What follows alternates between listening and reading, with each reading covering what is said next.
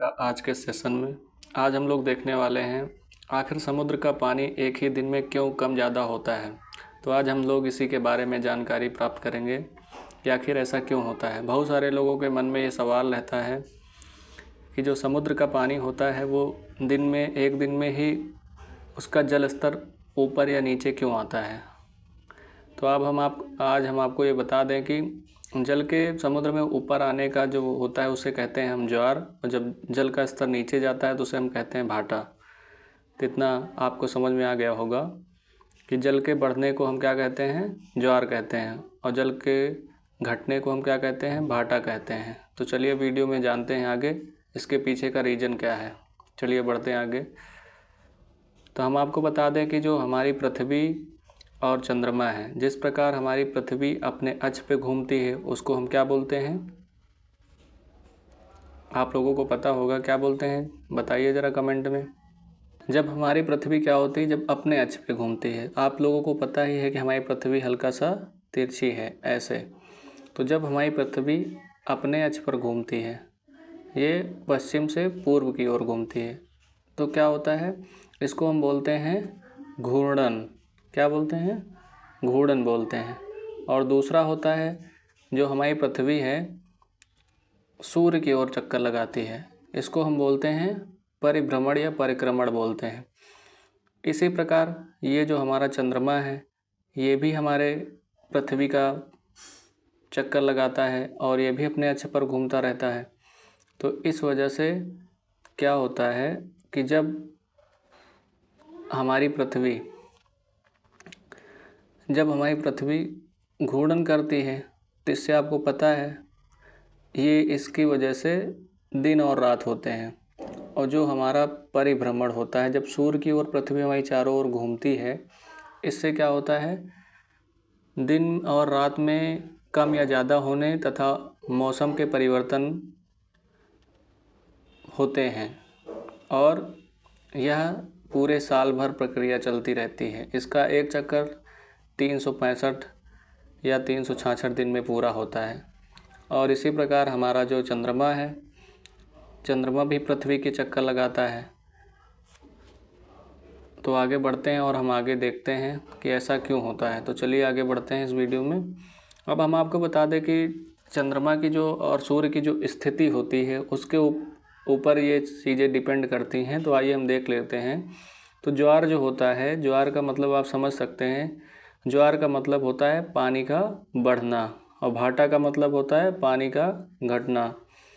तो आज हम इस वीडियो में देखेंगे कि घटना और बढ़ना क्यों होता है। तो आप जानते ही हैं, जब हमारी क्या होती है, पृथ्वी और चंद्रमा और सूर्य एक ही लाइन में यानी एक ही दिशा में हो तो क्या बोलेंगे, इसको हम दीर्घ स्वर बोलेंगे। ऐसा क्यों होता है, तो हम आपको बता दें कि जिस प्रकार सूर्य का गुरुत्वाकर्षण बल चंद्रमा की ओर और जो चंद्रमा का गुरुत्वाकर्षण बल है पृथ्वी को खींचने में लगता है, उसी प्रकार जो है सूर्य का गुरुत्वाकर्षण बल, इस वजह से दोनों का गुरुत्वाकर्षण बल होने के कारण क्या होता है, जो पृथ्वी का जल स्तर यानी समुद्र का जल स्तर होता है वो घटता और बढ़ता है। तो इससे क्या होगा, जब एक ही दिशा में गुरुत्वाकर्षण बल लगेगा तो क्या होगा, जैसे कोई आपको आपके हाथ को पकड़ करके एक ही तरफ को खींचेगा तो जायज़ सी बात है आप एक ही तरफ की ओर झुकेंगे, एक ही तरफ की ओर आगे बढ़ेंगे। उसी प्रकार इसमें एक ही तरफ गुरुत्वाकर्षण बल लगने के कारण इसको क्या बोलते हैं, इसका जो जल स्तर होता है पृथ्वी का, ये पृथ्वी है तो इसका जल स्तर इधर की ओर खींच जाता है। इधर की ओर खींचने के कारण ज़्यादा अधिक गुरुत्वाकर्षण बल लगने के कारण क्या होता है कि जल तो खिंचता ही है, साथ साथ पृथ्वी में भी खिंचाव आ जाता है, जिसकी वजह से इस साइड का जल खींच नहीं पाता। इस वजह से इधर भी जल का स्तर बढ़ जाता है और इधर भी जल का स्तर बढ़ जाता है। पृथ्वी इस साइड खिंच जाती है गुरुत्वाकर्षण बल के कारण, इस वजह से ऐसा होता है। आपको पता ही होगा जब एक ही तरफ गुरुत्वाकर्षण बल लगेगा, जिसकी वजह से अधिक बल लगने के कारण क्या होता है, इधर का जल स्तर क्या होता है, पूरा बढ़ जाता है। और जब ये जो होता है इसके केंद्र पर फिर बल लगता है। मान लेते हैं यहाँ पे हम मान लेते हैं इसका पृथ्वी का केंद्र, ये मान लेते हैं इसका पृथ्वी का केंद्र है, और ये इधर एक और बिंदु है, दूसरा बिंदु ये है। तो हम क्या करेंगे, अगर हम इस तरफ खींचेंगे तो क्या होगा, यहाँ तो गुरुत्वाकर्षण बल लग रहा है यहाँ, क्योंकि चंद्रमा का भी गुरुत्वाकर्षण बल लग रहा है और सूर्य का भी लग रहा है।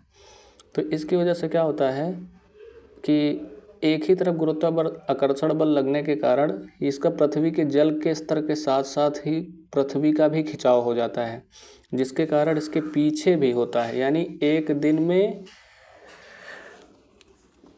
में दो जगह पर जल का ज्वार और भाटा आते हैं। ठीक है, ज्वार कब आएगा, जब हमारा जो सूर्य, चंद्रमा और पृथ्वी एक ही दिशा में होंगे।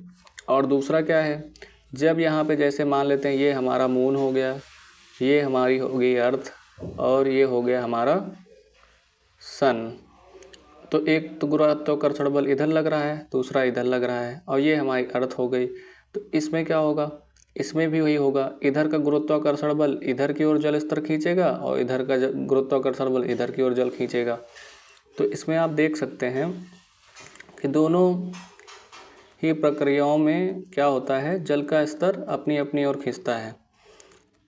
तो जब चंद्रमा और सूर्य और पृथ्वी एक ही दिशा में होते तो इधर गुरुत्वाकर्षण बल लगने के कारण इधर का भी जल स्तर बढ़ता है, और पृथ्वी में खिंचाव आ जाने के कारण इधर भी गुरुत्वाकर्षण बल के कारण इधर का जल स्तर अपने स्थान पे ही रहता है इधर का। इस वजह से पृथ्वी में खिंचाव आ जाने के कारण इसका जल स्तर वहीं पे बना रहता है। इस वजह से इधर में हमको क्या दिखाई देता है, जल का स्तर बढ़ा हुआ दिखाई देता है, और इधर का जल स्तर बढ़ जाता है। तो आप देखेंगे कि जब एक चक्कर जो होता है पृथ्वी का वो 24 घंटे में पूरा होता है। तो 24 घंटा में पूरे होने के कारण जब यह पृथ्वी क्या करेगी, ऐसे घूर्णन करेगी, इस प्रकार घूर्णन करती है। तो क्या होगा, आधा हिस्सा जब इस साइड जाएगा तो फिर इधर वाले हिस्से का जो ज्वार होगा इधर आ जाएगा, तो फिर इधर वाला इधर, यानी एक बार में जब ये घूर्णन होगा तो जब इधर का हिस्सा है तो ये सामने आएगा, और इधर का हिस्सा, यानी कि एक ही दिन में 2 बार ज्वार और भाटा आते हैं। ठीक है, फिर अब इसके पीछे का रीज़न अभी हम बताएंगे आप लोगों को। तो हम इसको क्या कहेंगे, यानी जल के स्तर को बढ़ने को हम क्या बोलते हैं, दीर्घ ज्वार कहते हैं। क्या कहते हैं, दीर्घ ज्वार कहते हैं। और हम आपको बता दें, आपको पता ही होगा, जब सूर्य और पृथ्वी के बीच में चंद्रमा आ जाता है उसको हम अमावस्या बोलते हैं। तो अमावस्या को क्या होता है, दीर्घ ज्वार होता है। और उसी प्रकार जब सूर्य, पृथ्वी, उसके बाद चंद्रमा आता है तो इसको हम पूर्णिमा बोलते हैं। यानी इस प्रकार से देखें तो सूर्य के बीच में पृथ्वी होती है, इस वजह से सूर्य हमको पूरा दिखाई देता है, वो चंद्रमा हमको पूरा दिखाई देता है। और जब इसके सामने रहता है तो सूर्य के आधा प्रकाश इधर पड़ता है, इस वजह से ये चंद्रमा हमको आधा दिखाई देता है।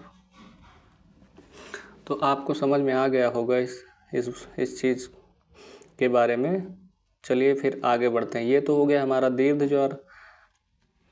अब आगे बढ़ते हैं। अब आता है लघु ज्वार।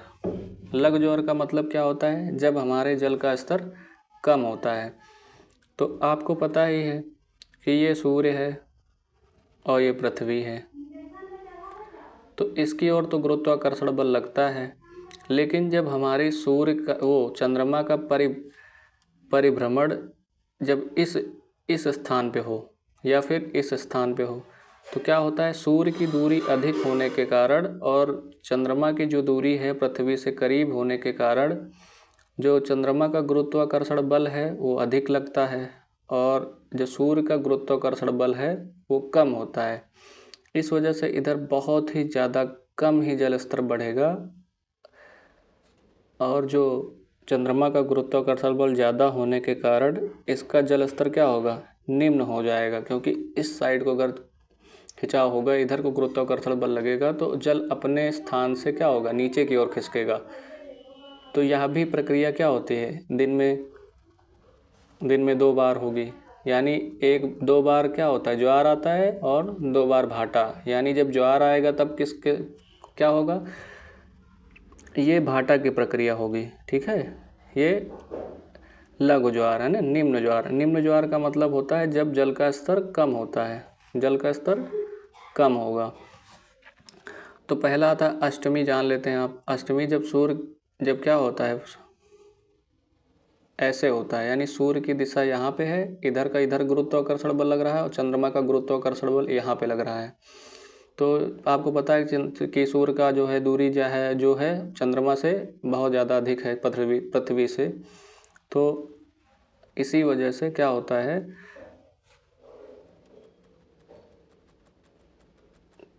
कि चंद्रमा का जो होता है गुरुत्वाकर्षण बल वो अधिक होता है। इस वजह से इस स्थान पे ये जो होता है जल का स्तर यहाँ से खींच जाता है और इधर खींच जाता है। यानी कि जब इस स्थान पे रहेगा तो यानी इसकी दो हैं, यहाँ पे एक ही बार आएगा ना ये, तो जब ये खींचेगा तो इधर भी होगा, क्योंकि पृथ्वी ऐसे खींचेगी, अपने ही स्थान पे रहेगी, और इधर दोनों तरफ आएगा टाइड। इसको बोलते हैं टाइड यानी ज्वार। तो अब फिर दूसरी प्रक्रिया, जब यहाँ से घूम के यहाँ आएगा तो इस तरफ गुरुत्वाकर्षण बल लगेगा और इसको ये गुरुत्वाकर्षण बल इधर लगेगा, इधर का ज़्यादा होगा। इस वजह से यहाँ पे अष्टमी के दिन की बात करते हैं, अष्टमी। तो ये आपको समझ में आ गया होगा। चलिए आगे बढ़ते हैं। तो आपको समझ में आ गया होगा इस वीडियो में कि हमारा जो ज्वार और भाटा होता है वो दिन में कितनी बार आता है। एक बार ज्वार तो एक बार भाटा, और एक स्थान पे कितनी बार ज्वार और भाटा आएगा, 2 बार आएगा, ठीक है। यानी 2 बार ज्वार और 2 बार भाटा। चलिए आगे बढ़ते हैं। अब देखते हैं कि जो पृथ्वी का और चंद्रमा के परिभ्रमण का अंतराल है, यानी पृथ्वी के केंद्र से जो चंद्रमा का अंतराल है, यहाँ पे लगभग 12.2 का अंतर होता है। इस वजह से इसके परिभ्रमण में 52 मिनट का अंतर होता है। इसलिए यह प्रक्रिया 24 घंटे ना होकर 24 घंटे 52 मिनट में होती है। यानी एक बार जब ज्वार आता है तो दूसरा ज्वार आने में कितना समय लगेगा, तो 24 घंटे में दूसरा ज्वार आने में 12 घंटे 26 मिनट बाद। इस वजह से यह पूरा प्रक्रिया 24 घंटे ना होकर के 24 घंटे 52 मिनट में होती है। आशा है आप सभी लोगों को इस वीडियो में काफ़ी अच्छी जानकारी मिली होगी।